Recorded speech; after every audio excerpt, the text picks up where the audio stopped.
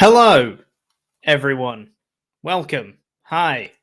It's just me apparently today. I don't know if I've not got the right mic on. I haven't even checked it. It is the right mic. That's good. I haven't got any word from Tempest today. I'm going to assume he's just overslept and isn't here. So it's a solo show today. Maybe Tempest will turn up at some point. Maybe Tempest will turn up. I don't know. But for now, it's the me show today. I guess. This was not part of the plan. But that's okay. I'm just going to have fun chatting with you guys, right? Get in your Ultrachats at WrestleTalk.com/support. And I'll read out all the ones that are $5 and up by the time the show goes off the air. Let's talk about SmackDown. Let's talk about the draft, hey?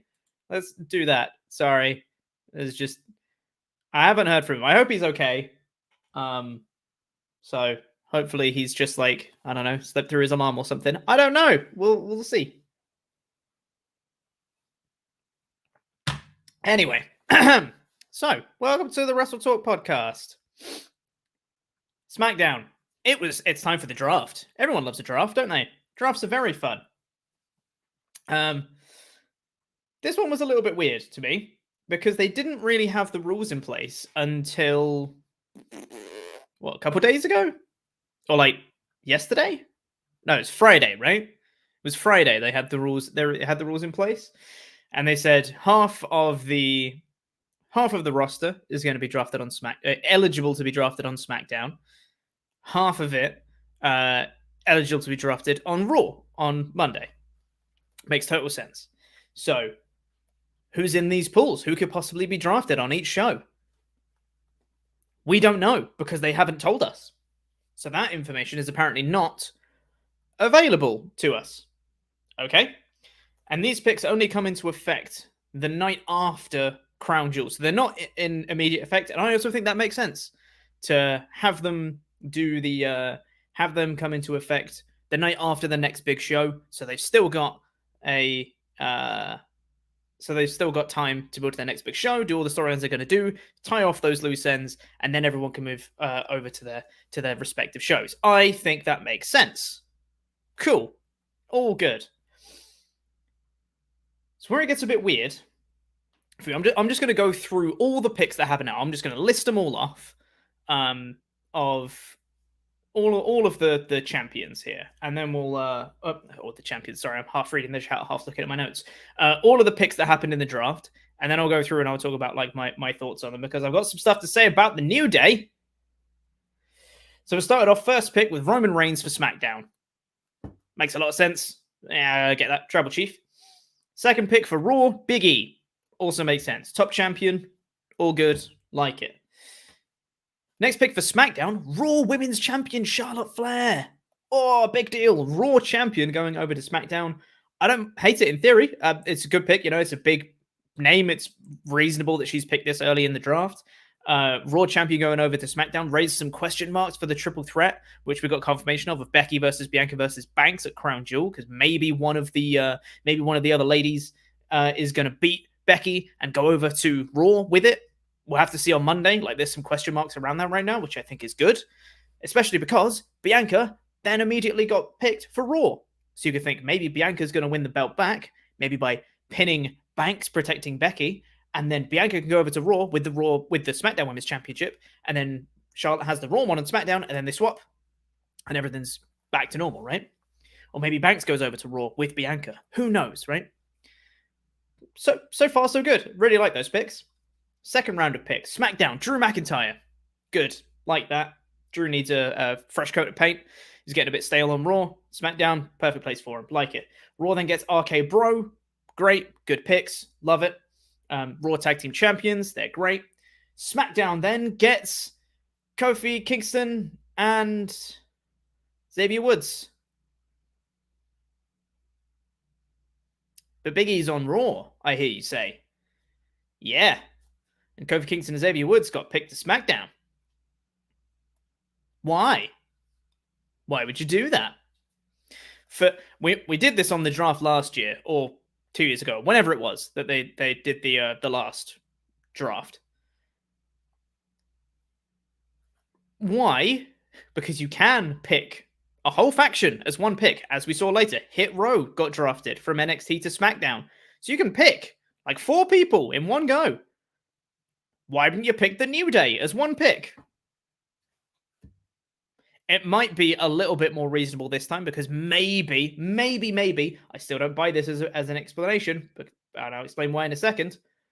Maybe because he's the WWE champion, he counts as his own solo pick. You can't pick the WWE champion as part of a faction. Maybe that's an unwritten rule that they just haven't said to us. Why then can the NXT North American champion be drafted as part of a faction? That rule don't make no sense right there. I don't know, man. It's really dumb. E has just rejoined the New Day, and I saw on the community tab post for this earlier, on one of the community tab posts on the WrestleTalk Podcast channel, I saw someone be like, I'm actually pretty sure they never actually officially got back together, and piss off. Like he went back to Raw. He cashed in his Money in the Bank on Raw, won Raw's top title. They've been teaming together on Raw. Big E had essentially, without, yes, technically being official, he'd moved to Raw. Everyone knew he was going to go to Raw after this draft. They had the option to reunite the New Day by putting Kingston and Woods on Raw with Big E. And they didn't. They chose not to do that. For no reason. For absolutely no reason at all. I think they are so... WWE are so conditioned for the heel heat, you know? It's all about the heel heat. Always got to get the heel heat. That they've now lost sight of what they're building heel heat for. Splitting up the New Day. Heel heat. For who? The Fox and USA execs? Like, it wasn't even Pierce and DeVille that were making these picks. It's the Fox and USA Network executives that make these picks. So I don't... Why? Why would you split them up? They're literally better together than they are separate. And I love them all separately. Big E's fantastic on his own. Kofi's great on his own. Woods is great on his own. Together, they're even better. I just don't get it. I just don't understand. Raw then picked Edge. Good pick. Makes sense. Yeah. Cool. Love it. I just don't understand splitting up New Day. What's the point of any of it? It's just, why do you hate your fans? That announcement got booed by the crowd. They booed the New Day getting drafted because they just wanted to see the New Day together again. That's the point. And I've seen a common theory, especially with the storyline that played out on the rest of the show, that Paul Heyman is going to fail to get the Usos drafted to SmackDown. The Usos will get drafted to Raw, and Roman's going to pull his weight and try and trade the New Day for the Usos and have them switch as part of the story so that the Usos come back to SmackDown and the New Day go back to Raw, and then you have those the two trios reunited on their individual shows. I really like that as a story idea. I think that's great. I have zero faith that that is what WWE is doing because they haven't earned my trust. At all. If that's a story they're telling, fair play to them. And, you know, people can say, I told you so when that time comes. I have no faith that that's what they're doing right now. Hey-ho. Next round of picks, SmackDown got Corbin and Madcap Moss. His second got named on this show of Madcap Moss. Madcap. Not Mad Cat, which is what I thought it was. Madcap Moss. Raw then got Rhea Ripley and Nikki ASH, Women's Tag Team Champions. SmackDown then got Hit Row, which I was happy for a couple of reasons. Hit Row, great. Love them. They're awesome. Happy for them to be drafted to SmackDown. That's great. I'm really glad they went to SmackDown. They go to the show that I review, so I get to review them. I love Hit Row. They're awesome. I'm slightly worried that they're going to sanity them and that they just like don't use them for a bit. And then when they do use them, they're like, you know. Fingers crossed. They will do okay, though. And then Raw got Keith Bearcat Lee. Like that. Last round of picks on this show. SmackDown got Naomi. Cool. Or would you look who's here, everybody? It's Tempest. Hey, bud. This is why you don't trust Apple to do your stupid alarm in the morning. Hey, bud. Welcome to the show. How about that draft, huh? How about that draft, huh? Hey, so, I mean, I've gone through the vast majority of it. I'll just finish them off. SmackDown got Naomi, Raw then got the Mysterio, SmackDown got Jeff Hardy, and Raw got Austin Theory from NXT. That was all the picks. All right, Tempest. New Day getting split up. What the hell, man? They hate their fans. They do, don't they? This is, like, I was kind of whatever about a lot of the picks on this show. Mm-hmm. You know, some of them, like a lot of the picks were just, they go to the same brand. So it was like, okay, whatever. This is the one where I was like, why? Yeah. Why? Show me a reason why after like 3 weeks, we need to break up the New Day again. I don't get it. And I haven't heard a good reason for it either. No. As I was saying before you joined, it's like they've become so conditioned to build heel heat that they've forgotten what they're building heel heat for. Like this isn't building to anything. This isn't heel heat for anyone or anything. It's just a thing that they're doing for some reason. It's so strange to me. But hey ho, whatever. Most of the other picks I thought were fine. It was just the rules were very muddy. Like they explained them twice. On like constantly throughout the show, but it was just a bit weird. It's like, well, half get this show, half get the other show. Makes sense. The changes come into effect after Crown Jewel. Makes sense. You build to your next big show, tie off all the stories that they've got, and then people go their separate ways. Cool. All good. I'm fine with that. That's okay. But they don't have any visible draft pools, so you don't know who's eligible to go on each show. So you have no barometer for what sort of picks have been made. And then it goes like halfway through the show, and I'm like, Becky still hasn't been picked yet. What the hell? And then I was like, I guess she's part of the Raw draft pool. I don't know, though, whether she is or not. It's just very confusing for a lot of fans to not know who's eligible. That's the key element to all of this that they really needed to know. And they just didn't do. It's weird. I spent the whole show going, you're picking Corbin before AJ Styles? You're picking this person before AJ Styles? Yeah, I didn't get it, you know, and I will be perfectly honest, I don't like this format of drafting. I think going back to the, like, lottery, show all the faces popping up on the name, and then, wow, here's who's drafted. I think that's a lot more engaging of a style than just, we're going to redraft the entire roster, and half of them are going to go back to the same brand that they were on before the draft. So all those just kind of feel like wasted picks or a waste of time at least. And it means that before the matches on the show meant something because you were fighting for draft picks, you know? So he's like, oh, who's going to win the next draft pick? That makes me want to watch. Here it's like, okay, we get 2 minutes of draft and half of that time is a waste of time anyway. And then we wait around for something else interesting on this show, which in this case, the first 70 minutes included 8 minutes of wrestling. So, yeah, it sure was a show, huh? But like, the draft in theory is fine. I think drafts are exciting. I think there is a purpose to a draft, especially when you have two distinct brands like this. A draft can work in theory. You just have to execute it right. And I just don't think they do very often at all. I just don't get split on the New Day. Why you got to do it? I just don't get it. Idea. What's the point? Why are you doing that? I don't know, man. Hey, we get Kingston and Woods on SmackDown. That's great. That means we get to review them. Cool. But like, yeah, sure. I don't know, man. Anyway, let us know what you thought of the first night of the draft and what's going to happen on Raw. And then this is the other thing, all right? We'll get into Ultrachats in a second here.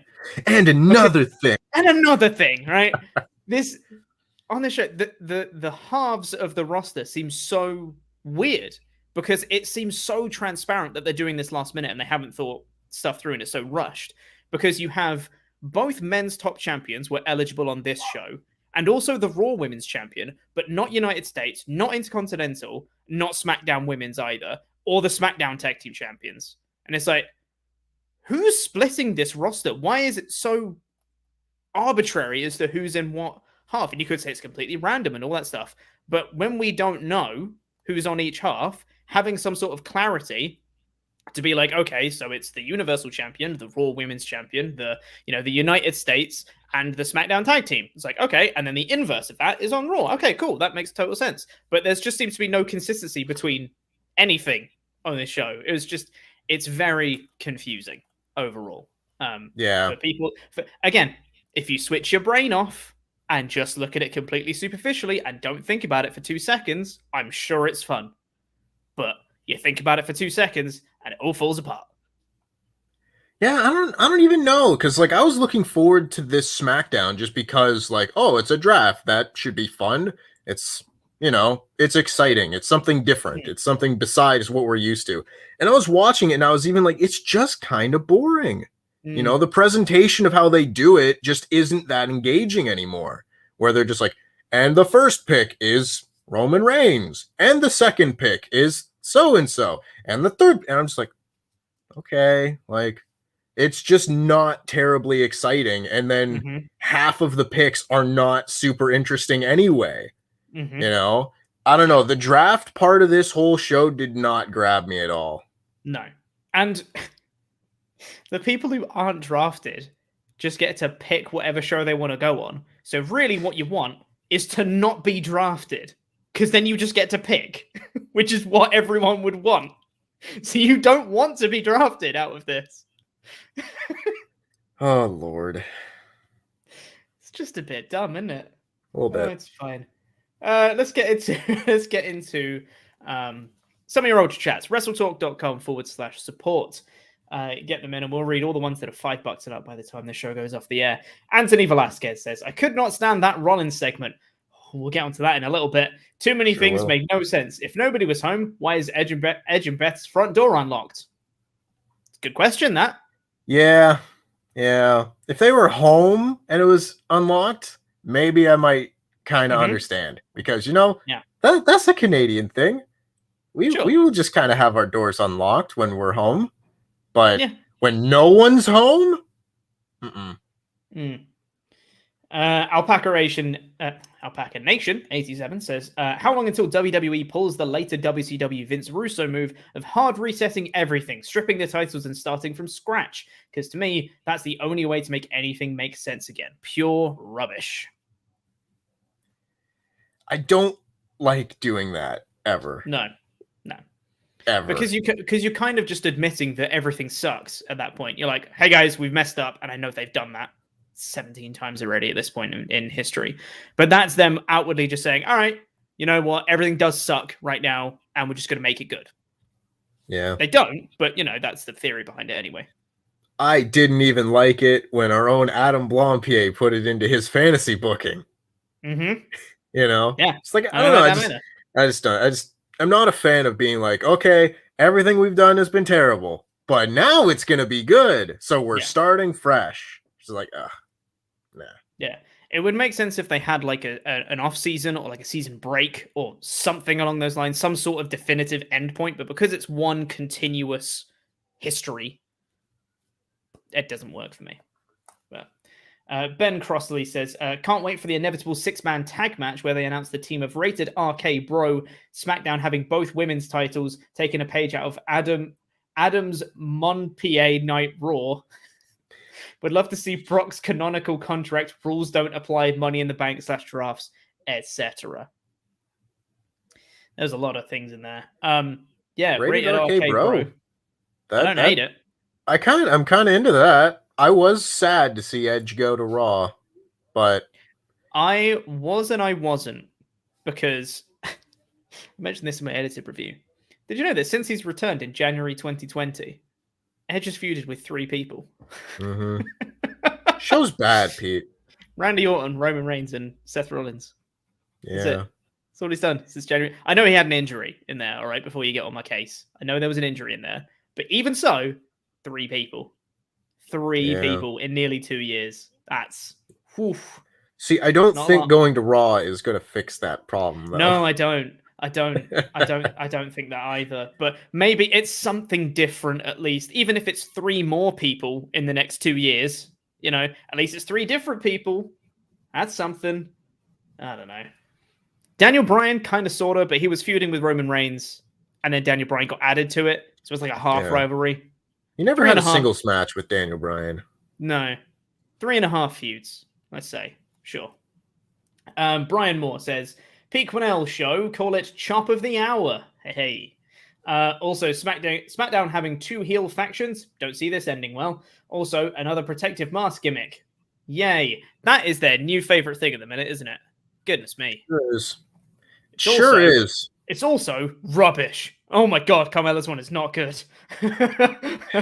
We'll talk about that more later. CJ Thornton, I feel like if they didn't have so many brand-specific titles, they wouldn't necessarily need the draft so people can go wherever they want. Like 2014, when it was good. Was it good in 2014? No, it was not. I mean, Daniel Bryan was good. There have been good moments throughout the years, but I will maintain the WWE programming as a whole has not been good for like 12 years. Yeah, that's fair. Yeah. Probably longer than that, honestly. Like 13 years, maybe. Nathan Schultz says, waiting for Vince to try and be hip with Hip Row like he was with Booker T. Oh, no. Not that. I never want to see Vince on TV again. No, I think his time has now passed, and I think at least he realizes that his time has now passed as a TV character. And Tails P says, did Liv win by countdown, or did the match just end? The match never started. Yeah. So, yeah, Oof. There you go. Oof, indeed. We'll get into the rest of your Ultra Chats here later. For now, let's talk about the rest of this show. We had the first round of draft picks to kick things off. And then we had Roman Reigns come out. And the explanation that I was waiting for, the thing that intrigued me the most about this SmackDown wasn't the draft. It was the explanation of Extreme Rules. And to see where they were going to go with the whole rope break spot. Is this going to be like Roman taking on a new part of his character? Going to be like, hey man, I'm the head of the table, the Samoan dynasty living on, the previous generations of the Samoan dynasty looking over me. No, it was Pat McAfee on commentary going, it must have been the gods above. And that's it. It's all you need. Yeah. I'm really sad about the whole Finn Balor thing. Because actually, if you had built up the Demon Finn Balor challenging Roman Reigns, this Roman Reigns for the Universal title at like Survivor Series or the Royal Rumble, I think that would have been a really big deal. But they put it on a stupid B-level pay-per-view, and then we got that finish. And it feels like such a waste beating the Demon like that. 100%. It's a waste beating the Demon anyway, but it's especially a waste beating the Demon like that. Yeah. Paul Heyman called Roman Reigns the Suplexicist. It's a good name. Like that. Sure. Yeah. Brock Lesnar is here. They fight. Lesnar gets the upper hand. And F5's the Usos. I then wrote, that was a segment. It was. It wasn't enough of the Roman Reigns Usos Paul Heyman thing to make me love it, but I mean, it was fine. It was fine. A serviceable segment with Brock Lesnar, looking like Brock Lesnar does, which always makes me smile. It was your bog standard brawl into beatdown segment, babyface standing tall at the end. Mm-hmm. That one. Yep. Charlotte Flair is backstage after she's been drafted to SmackDown, and she says she's now on SmackDown. Woo. All right. Oh boy, Charlotte's here. I'm not excited to start reviewing I'm not Charlotte. Either.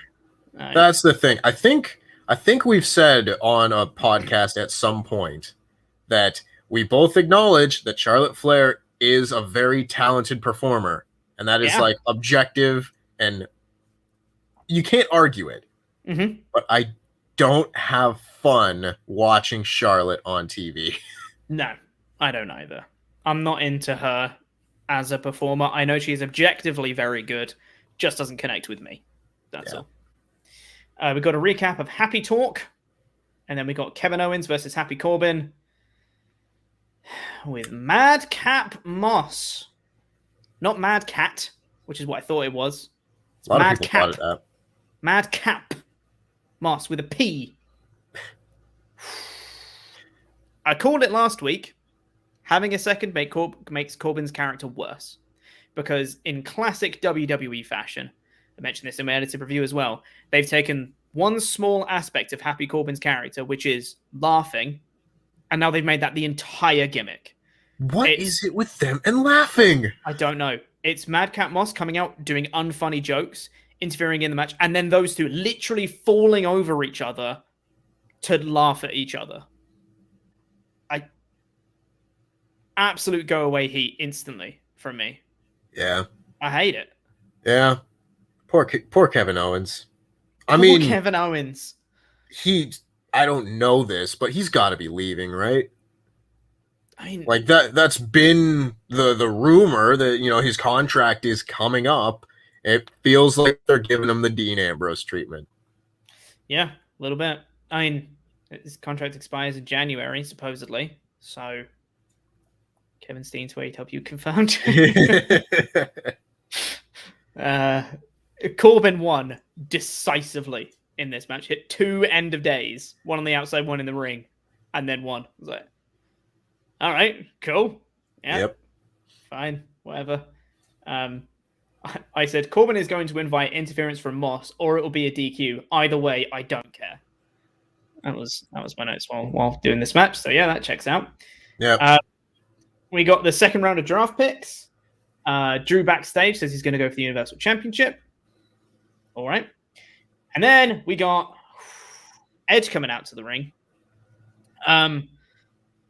He came out, ad break, recap of Edge and Rollins, recap of Rollins promo, and then Edge does a promo. Pacing. He does... Sorry, I was half reading my notes and talking about the 3 people that he's feuded with. He did a promo just saying, I'm going to speak to Seth. I didn't like what he said. I'm going to come out, Seth, and I'll tell you what you want to hear or whatever. Rollins pops up on the Tron, and he's actually at Edge's house. And I was like, oh, okay. This is different. This is new. I'm into this. Edge then was like, oh no, he's at my house. So he ran out the ring and presumably went to go get his phone, which we saw him on later. Cool. Seth, meanwhile, goes to the house, goes inside. Door's unlocked. Uh-oh. Starts calling out for Beth Phoenix. And I was like, ooh, this could be a fun little segment. If Seth's there, just like terrorizing Beth and the kids kind of thing. It's proper like dick move from Seth. This could be quite entertaining. No one was there in the house. So Seth just kind of came in and was having a really good time just doing nothing. He was kind of walking around the house, ate an apple, drank some orange juice, put his feet up on the table, saw drawings from the kids and went, oh, that's bad. Saw the bags and went, that's cute. And then went into the living room, sat down on a seat and turned on the fireplace. And then it cut to Edge, who said, don't come home. I'm going to send over David and Daniel. Ho, insiders. Edge. I felt like I was like the only person that got that. Yeah. For a minute at least. Because David and Daniel, for those who are unaware, are the real life names of Dax Harwood and Cash Wheeler, FTR from AEW, who Edge is close with and also live in North Carolina. Yeah, so fact check. Yeah.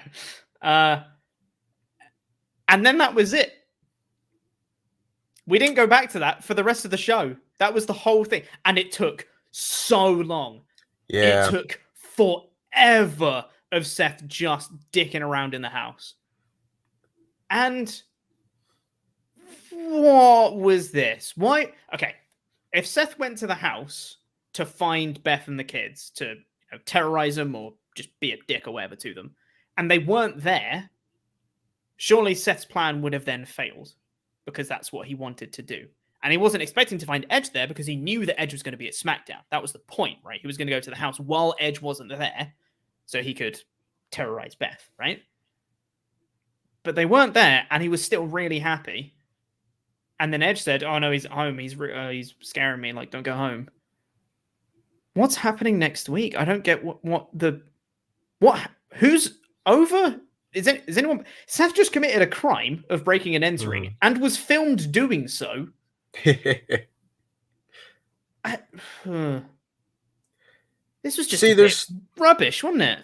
Yeah, there's a number of like lines of thought here. Like every so often they're in WWE, they're just like, crime. Here is like unarguable crime, breaking and entering, attempted murder, whatnot. And you're just kind of supposed to forget about it, sort of, because they are like, oh, call the cops. But hey, forget about it. Who are you, Tony D'Angelo? Yeah. But at the same time, he didn't like do anything interesting. He didn't really once he broke in, he just kind of walked around the house for a bit. You know, if it was me scripting the show, you go in and you can kind of go around doing the same thing, but you go up and you're just like, oh, look at those drawings that are done. You know what? They're terrible. They can do better. Like, tear one up. Yes. Dickhead, exactly. Tearing up the kid's drawing. Go over, take the apple core and put it in the kid's backpack or something. You know, just like, I'm done with this. Boom. You know, be a dick. You know, if Edge walked around John Cena's house in 2006 and just walked around and be like, look at these family pictures, and then left without slapping his dad, that'd be a really lame segment. Yeah. And it also wasn't like 10 minutes long of him just so walking around. And it was... Oof. I'm just baffled by it, I'll be honest. Yeah. And it was like he saw the big family portrait photo, and I was like, okay, now we're getting to the actual angle of this whole thing. Big family portrait, he's obviously going to destroy it, and he didn't. Instead, he sat down and found a remote and turned on the fireplace. Yeah. All right. He might still be there. Might have slept there. I was going to say, I wonder if they're going to do, next week, they're going to have a thing like, well, last week we saw... Hold on, sorry, I need to do the serious voice. Last week we saw the dastardly actions of Seth Rollins breaking into Edge's house in North Carolina. Luckily, none of his family were there. This is what happened after the show went off the air, and it will be like last week, and it will show like what happened in the aftermath after the show went off the air. Edge had managed to go back there or something, and we just won't have seen any of it happen on the show, I guess. I don't know. Whatever. Or maybe just Edge will turn up next week and Seth will just be there. He's just been there for a week. Who knows? We were then supposed to get Carmella versus Liv Morgan. Match didn't get underway because Liv attacked her just before the bell started. Carmella gets out of the ring and says, that's the last chance you'll get to break my face, because she's got a mask now that she puts on, and it looks proper rubbish. It looks dumb, and it's not even like the hard plastic thing that like Brandon Cutler wears. It's like a silicone face mask. You could still break your nose if someone punched you in the face with that thing. Yeah. It looks like a bad luchador mask. Or luchadora, I guess, in her case. It looks like she has one of them like face masks, like the one that you apply for like your pores and stuff. Yeah. But it's just like strapped to her face and not applied. Yes. Yeah. She's got a sparkly El Santo mask, but worse is what it was. It was rubbish. Yeah. She then attacked Liv Morgan, hits the finished thing that she does, the face buster, and that was that. I guess we won't get that match for some reason. It's fine. Just don't think about it. 12 times already. Yeah, I was going to say. Also, why were they even fighting in the first place? Again, just don't think about it. Just don't think about it. Just don't think about it for 2 seconds, and you'll be fine. Third round of draft picks happened, and then we got an 8-man tag of New Day and the Street Profits versus Ziggler and Brood and Alpha Academy. And as always in WWE, big multi-man match. It's fun. It is fun. Although, this is the bit where I was like, just follow your own rules, because they're like, oh, the draft picks don't go into effect until after Crown Jewel. Why is the New Day on this show? Why is Charlotte Flair at the end of this show? It's like, well, the rules apply until they don't. Until they don't.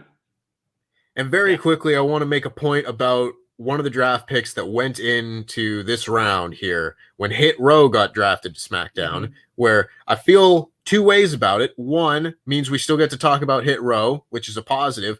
Two, I do not want to ever hear any geeks on Wednesdays tell me that, NXT is a developmental show, blah, blah, blah. They do not give a shit about development. I'm sorry. I love all the members of Hit Row, but B-Fab has had 2 matches. Top Dollar has had a few matches. If you have 2 people that still need development, It's them too, and they're on the main roster already. So, okay, that's fair if that's the way you're going to do it, because realistically, what's the difference between NXT and the main roster at this point? But do not tell me that is a developmental show as an excuse for it being bad. Yeah. Also, they called her Fab B. Fab B. Good job. Maybe that's like her legal name. You got to like do last name first or something. I don't know. Exactly that. But yes, the 8-man tag was fun. New Day got the win. Sure, whatever. Last round of draft picks happened. We then had Jeff Hardy backstage, who was about to be interviewed, but then Brock Lesnar walks in and he goes, I'm a head out, and just walked off. I concede my time. Yeah. Which was a good little moment. That was fine. And Brock Lesnar does a little thing. And this is when it got really interesting. All right, because, okay, if you think about all of this, and if you don't think about any of the details involved, this sounds like it's a really cool thing that's happening, right? So, Brock Lesnar says, I'd like to thank my good friend, Paul Heyman, for me now being a free agent, which means I get to do what I want to do. Thanks, Paul. And walks off. Hard cuts to, well, doesn't hard cut, dissolve cuts, to Roman Reigns and the Usos and Paul Heyman backstage. Paul is cowering in the corner. He is distraught. Like, hand over the eyes, just like, I can't believe he just said that. And Reigns was just like, good friend Paul Heyman, huh? And I was like, oh, this is great stuff. This is really, really fun. And he's doing the classic Roman Reigns manipulation. Paul Heyman just absolutely cowering. And he's just like, are we good friends, Paul? And Paul's just like, you're my tribal chief. And he said, well, you know, if we're good friends, that means you're looking out for me, you're looking out for my family. With the Usos drafted on this show. And he's like, you know, they're going to be drafted on Monday. It's all part of the plan. I've got the things. It's all part of the manipulation. It's got everything in place.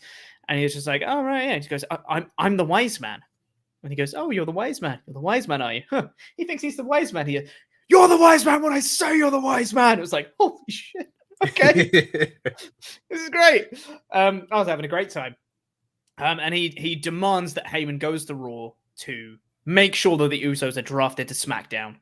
And then after he leaves, and the way that he gets Heyman to leave is just staring at the door. Great little touch. Then tells the Usos, make sure you go with him to Raw to make sure you get drafted to SmackDown. And if you don't, leave him for dead on Raw. I was like, man, those are two really good back-to-back segments. And then I thought about it for about 5 seconds and I went, wait a second. There were some issues with this. The acting was all fantastic. I thought everyone played their role absolutely fantastically in this. But it don't really make no sense. And here's why. So, first off, actually, let's just get your thoughts, Tempest. What did you think of the segment? And then I'll explain my issues with it. I mean, I still kind of loved it just because it was the only thing on this show that made me feel anything, you know? Yeah, I love the whole Roman Reigns, Paul Heyman, Usos dynamic right now. I love the performances that everyone gave. Paul Heyman looking like he's about to just burst into tears at any moment in this segment was just fantastic. But I don't really understand what's happening. Kind of like what you're about to get into, I think. Yeah, probably. So, first off, there's the minor stuff. Brock Lesnar saying, I'm a free agent, so I can do what I want. It's like, no, you can't. You just get to pick what brand you go onto. You can't just go everywhere. It's not how free agents work, according to the rules that they outlined at the start of the show. But that's a very minor one. That's fine. So Roman asks Heyman, hey, have the Usos been drafted on this show? And Heyman's like, oh no, don't worry. It's all part of the plan that we've got that they're going to be drafted on Monday. And it's like, wait, what plan? Why is Reigns asking if they've been drafted on the show? Are they part of the draft pool on this show? Because if they haven't been drafted and they're on the draft pool for this show, then they're now free agents, as Brock Lesnar has just so eloquently explained.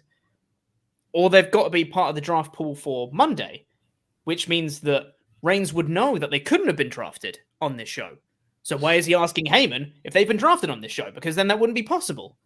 But then they clearly can be drafted on Monday. So what's Reigns getting pissy about?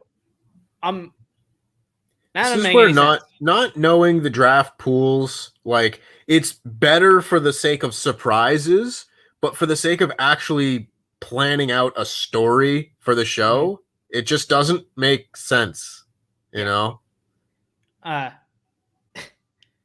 So then he tells the Usos to go with Heyman to make sure that they get drafted to SmackDown. Which makes sense. Reigns still wants the Usos around, right? Why doesn't he want Heyman to... I mean, I can kind of understand this one. But if Heyman has the pull to apparently make it so that USA and Fox don't draft Brock Lesnar, the biggest name they could possibly draft, Heyman somehow has some kind of pull with USA and Fox to make sure that Brock Lesnar stays a free agent. Surely he can do that for the Usos, and the Usos can just pick to go to SmackDown, because again, if you're not drafted, you can just pick where you want to go.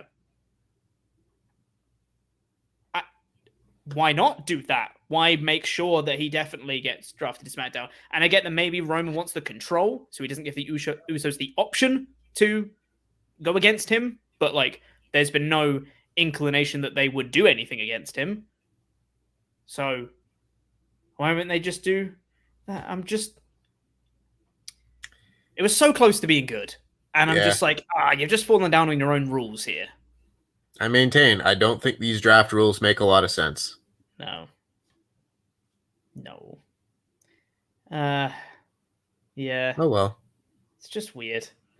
But the acting was fantastic. And also, I've seen so many people on the edited review, on my Twitter, on wherever, being like, oh, you're overthinking these segments too much. I'd counterpoint that by saying, no, I'm thinking about this. That's very different. We then got the main event of Bianca Belair versus Sasha Banks, a WrestleMania rematch, which was actually supposed to happen at SummerSlam, but, whatever. Becky was on commentary, which made it clear as day that she was going to get involved in the match, and lo and behold, she did. Caused the distraction on Bianca. Banks got the win, and then I think it must be in Charlotte's contract that she has to stand tall every women's segment, so she came out and big-booted Banks and Belair and stood tall with her title in the middle of the ring, and Becky got on the commentary table with her title, and they went, we've got 2 champions on SmackDown. And that was the show. Yeah, I was really looking forward to like a legendary feud between Bianca Belair and Sasha Banks. Mm-hmm. And we're not getting it. And we don't know what happened with Sasha Banks at SummerSlam. Like, that hasn't come out yet. Yeah.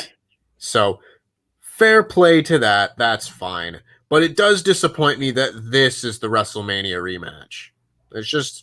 It's a nothing match that I won't remember in a few days' time, with a lame finish and Michael Cole just being an absolute jackass on commentary the entire time. Yeah. 100%. Yeah. It's fine. Like, the match itself was fine, but if this was the huge rematch on a pay-per-view, I think that would have been pushed a lot harder considering what their first match was. Yeah, for sure. I've also seen someone in the chat just real quick. I just wanted to bring up. Fixing the issue of how the draft works requires an authority acting as a character, which we collectively decided we don't want. I disagree. I don't think we need an authority figure at all. It's just transparency. It's just actually knowing how the format works and actually like having designated draft pools so that the fans aren't left questioning what's happening here. Mm-hmm. Because as the reports came out, as I mentioned in the edited review today, they didn't even know the format as of Thursday. They didn't even know the format of their own draft by Thursday. And it just requires more thought in advance. So everyone knows the rules. You can write promos and stories surrounding the rules and nothing gets confused. That was it. Yeah. It was just that they're conflicting their own ideas through this, and it's just not enough thought put into it, but that's it.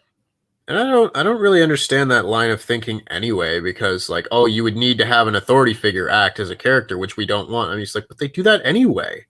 Like, they have Adam Pearce and Sonya Deville just being who they are. They're characters, they're authority figures. So why are we just not having them explain things this one time? I don't know. Also, some movies don't go into the level of detail you want from a wrestling show. You should demand that level of detail from a movie. A movie should make sense. Yeah. I'm sorry, but if you really enjoy stuff like, I'm trying to think of an example here, something like Transformers, completely just shut off your brain. It's explosions. Maybe it's fun, right? That's WWE. And some people really enjoy that. I don't. I hate that. I want stuff to make sense, and I want stuff to actually have substance to it. I hate superficial, just nonsense stuff, right? Damn. WWE is Transformers is not a take that I thought I was going to hear today, but you're not wrong. It checks out, right? Yeah, comparing WWE to bad movies and saying like, oh, bad movies don't have the detail that you're watching. Okay, well, those are bad movies. This WWE is a bad movie. Bad wrestling. Yeah, so. Just turn your brain off, guys. Just turn your brain off and don't think about it. That's all I'm asking. God. Anyway, overall in this show, the 2 of the matches were fine, but 1 had a bad finish that I didn't like. I'm left with more question marks. Superficially, again, completely superficially, fun. Drafts are exciting and hearing names are fun. But you think about it for 2 seconds, everything falls apart. You don't understand the rules. It's all stupid. I gave it a 2 out of 5. Yeah. I wanted this to be a really fun show, and I just didn't have fun watching this show. I think this is a 2 out of 5, and I saw a lot of these draft picks not really make sense. A lot of them were a waste of time anyway, and the whole draft thing just wasn't engaging to me. On top of that, we got like 15 minutes collectively of actual wrestling on this 2-hour show, which we got in the first 20 minutes of Dynamite, or not Dynamite, of Rampage. So, yeah. Here's what it is. Also, I've seen some people comparing WWE to Fast and Furious. I would argue that Raw in the last few weeks has been Fast and Furious. It's just big stuff, matches, cage match, triple threat, bloodline, New Day, throw everything. That's superficial nonsense fun that you can actually buy into because it's fun. None of this show was very fun. Apart from like the multi-man tag. That's about it. Right? It's like Transformers 4 when it's super long and boring. It's super long and boring. And there was just nothing of substance at all, right? Yeah. For the poll that we put on the community tab, 55% of people voted for a 3 out of 5 show. 15% went one lower with a 2. 14% said a 4 out of 5. 10% said a 1 out of 5. And 6% went with that 5 out of 5. So it seems to be, pretty much solidly in that kind of middle bracket. But yeah, that's what you guys thought. I had a fun thing today, Tempest. I had a fun thing today, which I thought I was gonna have to bring up by myself because I didn't know if you were gonna turn up at some point today. But coincidentally, I already had this planned. I've seen some very funny comments lately on the WrestleTalk channels because a lot of people really don't like the fact that I don't like Joe Gacy, right? And his stupid gimmick from NXT that's actually offensive in some regards and all that stuff. So I've been getting some very, very funny comments from like the edited review on the news today. And I've just got a couple. I'm not going to put anyone's names on here. Don't want anyone to get attacked or anything. I just think they're very funny and we're going to have a laugh at them. This guy's reviews are just bland and says a lot about his pretentious IQ. Your pretentious IQ. What does that mean? Not a pretentious guy with an IQ. Your IQ itself is pretentious. What does it mean to have a pretentious IQ? That's what I got a clue. That's what I don't get. I'm very confused by it. This guy's sucks. What a crybaby. I just unsubscribed. Oh. Yep. It wouldn't be a negative comment without terrible grammar. Of course, yeah. That's just how it goes, right? Yeah. Got a few more here. Pete, do that E-Big can go on both sides anytime because he is champion. I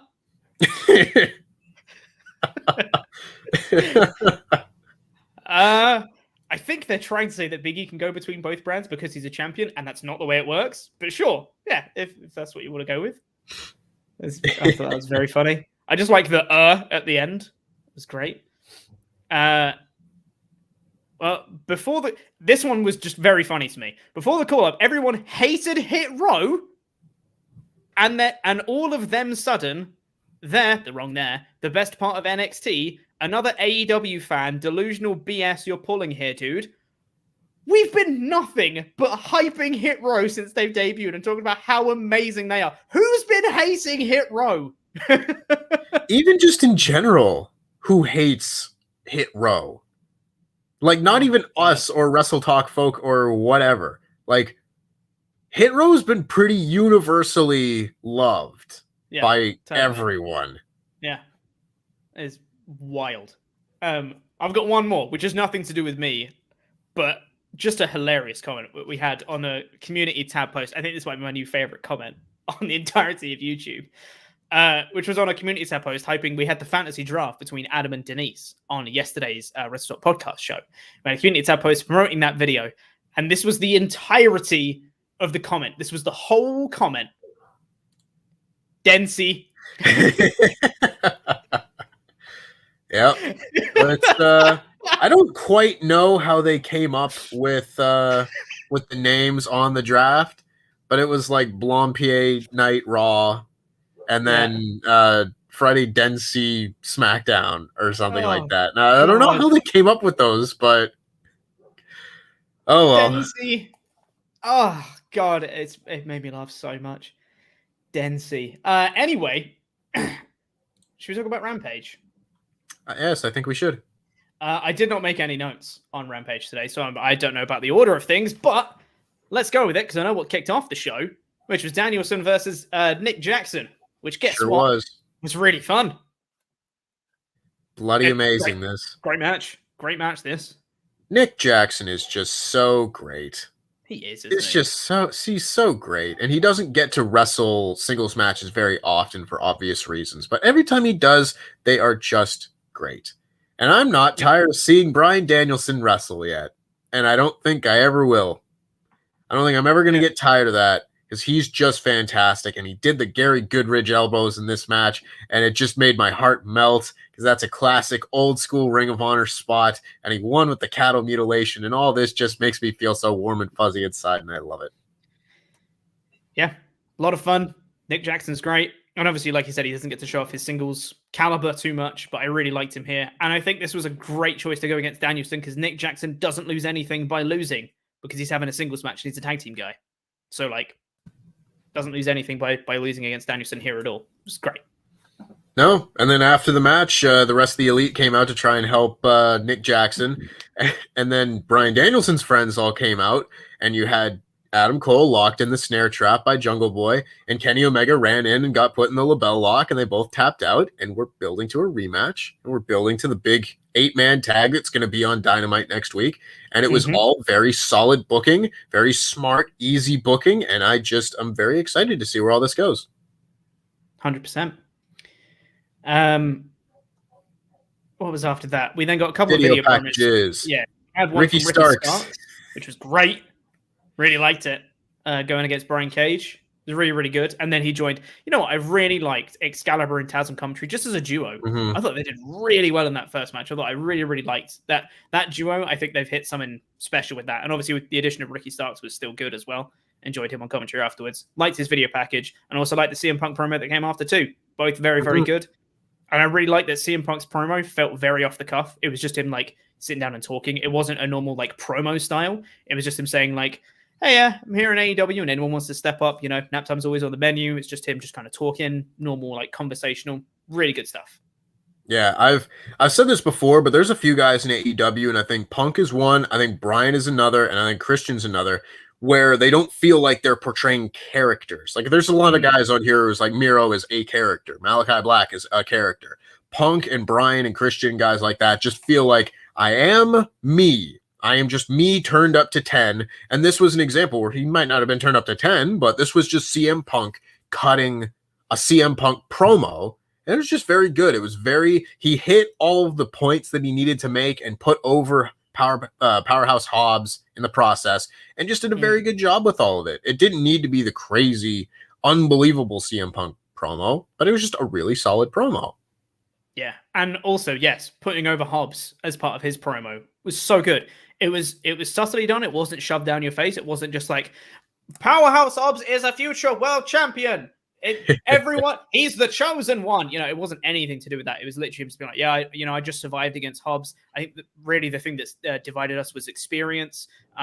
He's a very great competitor, but I think I just managed to sneak in the GTS just at the right time. He got distracted, and maybe he'll get better at that in the future. And I was like, this just feels real, and it feels so believable for someone like Hobbs to be an inexperienced wrestler, and it's CM Punk, who's a very experienced wrestler. It just all the story elements just make sense. It was just perfect. It was great. Yep, good stuff. Yeah, great stuff. After that, we got the triple threat, I believe, of Nyla Rose versus Thunder Rosa versus Jade Cargill. And this was a lot of fun. This was got a bit more hardcore, as you mentioned in your editor review, a bit more hardcore than I think both of us expected. Really good table spot from Thunder Rosa powerbombing Nyla Rose off the apron. And not like Thunder Rosa was standing on the floor and Nyla Rose was standing on the apron. No, Thunder Rosa was standing on the apron and powerbombed Nyla Rose off that through a table on the outside, which was awesome. But Jade Cargill managed to take advantage of that basically while Thunder Rosa was trying to get her back in the ring and just bashed her with a chair a bunch of times and then pinned her in one. Yeah. Good. I said in my my edited review, I just quite like this finish of just, I'm going to beat you to death with an object and then win. You know, yeah. Like I've seen it a few times, like with The Rock and Steve Austin at WrestleMania 17, where I just like that finish. Because if you get hit with a chair like 10 times in a row, you probably won't get up. Yeah. I like the fact that they put over weapon spots, like repeated weapon spots will hurt you. They even had it recently with with Eddie Kingston doing the kendo stick on the trash can kind of thing. That was the finish to that match. So yeah, I also really enjoyed this finish. I thought that everyone looked good coming out of this match as well. Good stuff. Liked it. I have to imagine this will be a big moment for Jade as far as like climbing up and getting an opportunity to do something. I kind of thought that this might have been the time for like Thunder Rosa to become #1 contender for the next pay-per-view or something. But even if that's not, because I think Thunder Rosa is going to beat Britt Baker for the title eventually. Like that's who's going to be the next person. But if Jade is before her in line, that'll be pretty neat. I'm excited to see her get like the big opportunity to have a great match with an established star and everything like that. Yeah. Looking forward to that. This should be great. I would say I would have preferred this be the main event, but I understand why they went the final shot of the show. I understand why they wanted to book that main event to have that final shot, which we'll get to in a minute. But I would have preferred having the women's main events. They need more of them in AEW. They need them to be taken a bit more seriously. They need to book their women's division better, and that's a good step into doing so. It's giving them more main event spots, but that's just me. Then after that, did we have some more promos, or did we just go straight to the main event? I forget. We had Malachi Black basically saying that he's broken up the Nightmare family. He's like basically said that he's kind of done with all that, but I don't know. I don't think he's really done with all that. I don't think he's done with all that either. But I'm hoping that he can at least wrestle some other people. Yeah. And then go back to have another match with Cody or whatever's going to happen with that story. Hopefully he can do some other stuff first. And then after that, then we got the main event, I guess. Yeah, pretty much. Cool. Which was, Orange Cassidy versus Jack Evans in a hair versus hair match that Matt Hardy had booked Jack Evans into, kind of against his will. Fun little match, nothing too special, but it was fun. Couple good spots in it that are going to be kind of memorable. You know, the 450 off the apron onto the floor was really good. All of the guys coming out to try and protect each side. Hardy Family Office coming out one side, Dark Order and Best Friends coming out the other, Yuta Wheeler and stuff like that. Good fun. And Orange hits the Orange Punch and wins. And Jack Evans has to have his head shaved. Then they have the big ending spot of everyone hugging -1. That's wholesome. Yeah. Wholesome content like that. Yeah, it was cool. You know, they seem to like to go in like descending order of importance of matches on Rampage. And I don't know that I would do that personally. Mm-hmm. You know, they seem to open with the strongest match, then go to the next one, then go to the main event. And I would have switched the women's match and this match in the main event. Like you said, I understand why they didn't do that because they wanted the final shot with -1. And I get that. That's cool. But I think this would have been a really good spot for that women's triple threat match. And this match was fine. I just think it was like the thing that people cared about the least on this show. And it was also the least like engaging match because this is like a very solid mid-card feud, the Orange Cassidy and Matt Hardy thing, which I'm kind of ready to be done with. I'm ready for them to just shave Matt Hardy's head and then move on to something else. So yeah, all in all, I thought the main event was like, it was fine. It just wasn't my favorite thing on the show. You know, overall, I still give the show like a 4 out of 5 because the opening match and the second match were both really good. But and it's an hour show, which just helps it so much. With so much more wrestling than SmackDown. Yeah, is what it is. But it was good. And also on that show, we got the announcement of the Casino ladder match, where we have, okay, let's see if I can remember the competitors here. So we've got Pac and Andrade. We've got Moxley, Lance Archer, Orange Cassidy, and Matt Hardy. Yep. That's a hell of a lineup right there. It sure is. Personally, I would have put Miro in it. Absolutely. Because, goddamn, I think he needs something to make him feel super important after losing the TNT title. Giving him this thing, it's just like, okay, we recognize that he's been a super dominant champion as a TNT champion, and now we're going to give him a shot at the top title. I would have much preferred him be in this match. Even if he's not going to win, it's a 6-person ladder match. You can be totally protected in defeat in this one.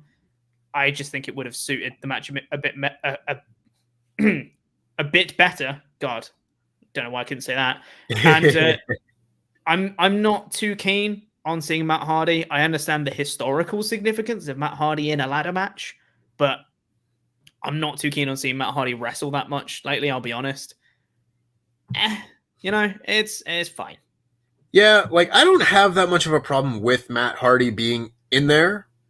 You know, like, I don't have a problem with it, but I think that spot could have been used better. Like, if instead of we got Matt Hardy and Orange Cassidy, if we got Miro and Malachi Black in this match, like, that would have been like an all-time ladder match lineup. Because that would have been insane. I think the Joker's going to be Hangman Page. Yeah, that's just, if I had to put money on it, that would be my guess. Yeah, but man, that would be a really strong 7-person lineup. Because when they announced the first 4, they did the first 4 and then the 2 guys after the main event. But if they did the first 4, I was like, oh my God, this ladder match is stacked. And then they did the last 2, and I was like, okay, yeah. It's still stacked, but the first 4 were like, oh my God. And then the last 2 were like, okay. If they did all 6 were like that caliber of name, I would have been super duper impressed. God, Miro and Malachi in there would have been absolutely insane. And you know what? To be fair, if they'd have put Miro and Malachi in there, I'd be like, why are you doing this on TV? Like, you gotta save this lineup for something special. Don't give me ad breaks during this match. God. But yeah, no, I thought it was a very good show. 4 out of 5 for me as well. Let's get into the rest of your Ultra Chats here. We've got no Patreon shouts today, as it is the start of the month. We'll be starting those up again on Tuesday. So last chance to get those in at WrestleTalk.com/support. Eternal Blue says, I can't see how anybody gives this on SmackDown. I can't see how anybody gives this a 3 out of 5 other than that they've been mentally drained by WWE, that they just don't care anymore. I know I don't. Enough to not watch for the past 3 years, roughly. Maybe let Pete do Rampage. He deserves to be happy with wrestling. Thank you. But I do Rampage. Yeah, but also we can give Tempest Rampage. That's fine. S. Morgan says, I was hoping it was Mad Cat. That's spelled Madkat. And they'll put him in a tag team with Bearcat and call them the SWAT Cats. And Rampage is becoming my favorite part of Saturday mornings. Shame it's only for 30 seconds. Feels like 30 seconds, doesn't it? God, it flies by. It's amazing what happens when the show is good. How fast it moves. I cannot put over enough that there was more wrestling in the first match on this show than all of SmackDown. Like, you can like whichever show more, but for someone who likes wrestling, I would have watched the first 20 minutes of Rampage before I would ever watch SmackDown again. Yeah, absolutely. Robert Warser says, couple things. A lot of things. First, is the draft a way for them to split AJ and Omos? Second, have you seen the video showing someone cutting the ropes at Extreme Rules? Second part first. Yes, I did watch that video. And you know what? Credit to them. That's a very cool way to do it. Like, not a lot of people spotted it, and it's only come out like a week later via a fan video and only just sort of making out what happened. I think they did a pretty good job. If that's the spot they were going, so I think it's a dumb spot, but in terms of actual execution of doing the spot right, I think that's a very smart move to do it. A cameraman doing it, that's a smart move. That was very well done. But is a draft a way for them to split AJ and Omos? Be really stupid if they did, because they could just draft them as a tag team. So it wouldn't make any sense to draft one of them and not the other. Yeah. But they could. Like that was another thing on this show where it's like you, in theory, could just draft the New Day as a trio and get that. You get 2 more people for the price of 1 pick. Yeah. And like, I can't remember whether I said this before you joined or not. I can't remember. But if the theory is Big E's the WWE champion, so your champion has to be drafted as like a single pick. Hit Row has the North American champion in it. They got drafted as a faction. So what's the rules? Never defended that title. No. Never even wrestled a singles match after winning it. Not once. I mean, NXT's bad. I mean, the changes are going to come into effect after Crown Jewel. So he's got a chance to face Santos Escobar and lose now because he's going to have to lose, right? Sick. Anyway, Travis Griffin says, Carmella's mask reminds me of a C-level horror slasher villain in a cheerleader/babysitter horror movie. Aw. It's very specific. Works though, doesn't it? It does. Yeah. Dorks of Wrestling says, hey guys, did you notice when Brock was beating up the Usos, Roman explicitly said, don't touch Jay, but he said nothing when Jimmy got F5'd. I guess we all know who Roman prefers. Nice detail, IMO. Rampage was super fun. Jam that jam and LIW for life. I did not notice that, I'll be honest. I did not either. I might go back and check that out just to see it for myself, but I do like the occasional throwing in details of the Usos' relationships with Roman still, because that's still not the focus right now. Right now it's Roman and Paul, but yeah, I like that they haven't forgotten that stuff. Yeah, that's good. The legit underboss says, I prefer the old draft when they used the lottery tumbler so that in kayfabe it was random. Also, Daniel and David are the shoot names for FTR because they live in the same city in North Carolina. Yeah, we mentioned that on the show. But yeah, I prefer either, make it random or have authority figures. You need one or the other, I think. Or just be clear with your bloody rules, all right? Yeah. That's what you do. Just have it take place on one night. Yeah. You know, stretching it across 2 nights. So it's like, well, we have to save more important picks for the second night. I was just like, I don't like this format very much. No, me neither. Ben Crossley says, if WWE is bad movies, does that mean that Vince is wrestling's Michael Bay? Yes. That's exactly what he is. 100%. Like that's a perfect analogy. It's a guy who's purely superficial, like explosions, just does stuff for money. It's the perfect analogy. Goodness me. The legit underboss again says, my picks for the Joker is Hangman, Jonah Rock, Jay White, or Miro. I wouldn't mind any of those. For very different reasons. For very different reasons, I wouldn't mind any of those. Yeah. Yeah. Yeah. I've seen a lot of people talking about Jay White. I don't really know where that's coming from because a lot of people are saying, I guess nothing's really happened since he showed up at Impact a few months ago with him in the Elite. So maybe, but I don't know. I feel like it would be weird. Would it? No, it wouldn't. I was going to say, would it be weird for him to go for the AEW title? But I don't think it would. I think it would work. Be a very interesting story if that's what they wanted to do. Yeah. To have him go against Kenny. And also for those curious, Jonah Rock is Bronson Reed, who in NXT, that was his name beforehand. He seems to be going back to that as well, which I would personally like, because you guys know my feelings on Bronson Reed. So, I think he'd be a great addition. Also, Miro as the Joker, would also love that. Just everyone is out there, and then Miro comes out and everyone goes, oh, bollocks. No. Bother. I'm assuming that's supposed to be Jeremy Bracken, but it's come through on the document as Eremy Bracken. Big Papa Pete bringing absolute prestige to the Jam That Championship. Whoever his next challenger is stands no chance in hell. LIW 444 life.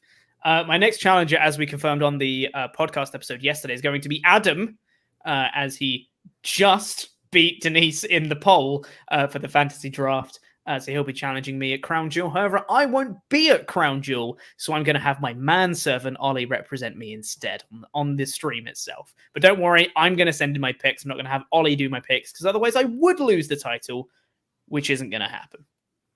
And if I retain at Crown Jewel, by the way, I become the longest reigning Jam That champion ever. Just saying. Hoorah. Yeah. Nathan Schultz, in regards to Tempest's absence at the start of this stream, Tempest didn't try to steal Arn's car, did he? Oh, I would never be so foolish. You'll catch the Glock Anderson. Yep. Charles Berg says, how does WWE make things that should be fun feel meandering and boring? You know what isn't boring? This show, Dimension 20. Have you seen it, Pete? It's right up your alley, I think. Anyways, take care. Hope everybody has a good Saturday. I have seen clips of Dimension 20. I haven't watched it myself, just because I have so many things I need to watch. And Dimension 20 is on the to-watch list, but I don't know where on the list it is at this point. I do plan on watching it at some point, though, because I really like Brennan Lee Monaghan. I think is fantastic. So, yeah, definitely on the to-watch list. I believe that is it for the Ultrachats today.